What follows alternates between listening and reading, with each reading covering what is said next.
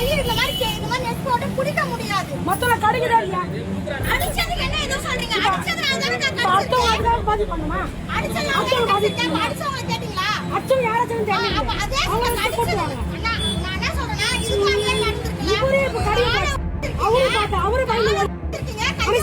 அவரு பயந்து பாதி கடிச்சு மூஞ்ச நாய் கடிக்குதுனே சொல்லனா இந்த வீட்ல பாத்து நாய் இருக்கா?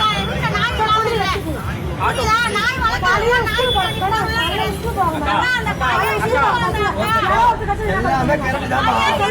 பயத்துல உங்க புள்ளைய வீட்டுக்குள்ள வைக்கிறான்.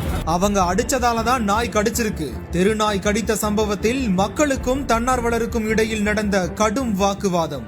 அடிச்சவங்கள வர சொல்லுங்க. அது காலை உச்சவங்கள வர சொல்லுங்க.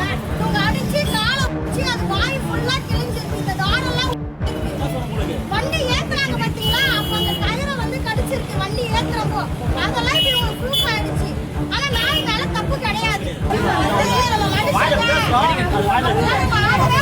பேசாங்க இதை பாருங்க. என்னன்னா நீங்க அடிச்சு கையை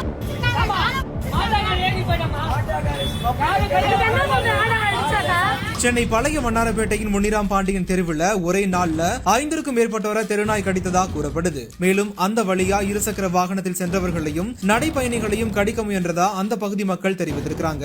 இதனையடுத்து புகார் கிடைத்ததும் மாநகராட்சி சுகாதாரத்துறை அதிகாரிகள் சம்பவ இடத்துக்கு வந்து அந்த நாயை ஆய்வு செய்த போது அதன் கால் மற்றும் வாய் பகுதியில காயம் இருப்பதால உடனே கொண்டு செல்ல முடியாது என்றும் குடும்ப கட்டுப்பாடு செய்யப்பட்ட நாயை அகற்ற முடியாது என்றும் தெரிவித்திருக்கிறாங்க. இதனால அதிகாரிகளுக்கும் அந்த பகுதி மக்களுக்கும் இடையில வாக்குவாதம் ஏற்பட்டு இருந்திருக்குது. இந்த நிலையில தான் அங்கு வந்த தன்னார்வலர் ஒருத்தவங்க நாயை அந்த பகுதியை சேர்ந்தவர்கள் துன்புறுத்தியதால நாய் திருப்பி கடித்திருக்கும் என்று கருத்து தெரிவிக்கவே அவருக்கும் பொதுமக்களுக்கும் இடையில மேலும் கடுமையான வாக்குவாதம் ஏற்பட்டு இருந்திருக்குது. இதனை அடுத்து தகவல் அறிந்து வந்த கொருக்குப்பேட்டை காவல்துறை ஆய்வாளர் நாயை மருத்துவமனைக்கு அனுப்புமாறு உத்தரவிட்ட நிலையில தன்னார்வலர் முன்னிலையில நாய் பிடிக்கப்பட்டு கால்நடை மருத்துவமனைக்கு அனுப்பி வைக்கப்பட்டிருக்குது. இதற்கிடையில நாய் கடித்தவர்கள் அரசு மற்றும் தனியார் மருத்துவமனைகள்ல தடுப்பூசி போட்டுக் கொண்டதாகவும் கூறப்படுது. குழந்தைகள்ல இருந்து பெரியவங்க வரைக்குமே நாய் தாக்குதலால பாதிப்புகள் அதிகரித்து வரக்கூடிய நிலையில இரு தரப்பினர்களுக்கு இடையே நடந்த இந்த வாக்குவாதம் அந்த பகுதியில பெரும் பரபரப்பை ஏற்படுத்தி இருந்திருக்கு.